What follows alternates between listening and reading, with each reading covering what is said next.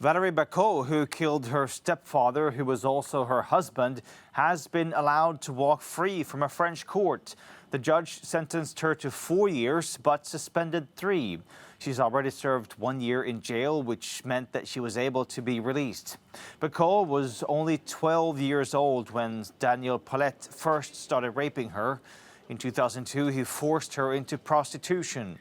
She killed him during an argument in 2016 following decades of psychological and sexual abuse. Bacot said Paulette had total control of her life.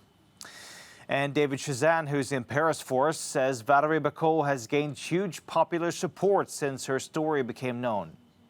Well, I think this is a landmark case that's really focused public attention on the way domestic abuse victims are treated both by the French justice system and by the French police, because the court heard that attempts by Valerie Bacot's children to report the abuse their mother was suffering to the police just fell on deaf ears.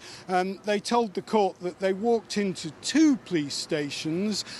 One of them said they weren't competent to deal with the matter, and at the other one, officers just said, "Look, kids, go away," just didn't take them seriously.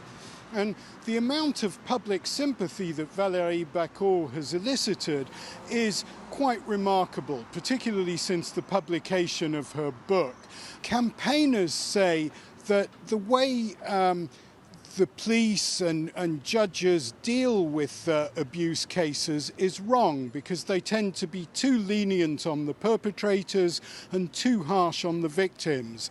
And I think this case could even result in a change in the law to bring in stiffer penalties for abusers and to make sure that the victims get a better hearing. This is something that's already happened with incest. There's been a change in French law after a number of high-profile cases, and of course the Me Too movement has revealed the extent of sexual and domestic abuse in France, so people are a lot more sensitive.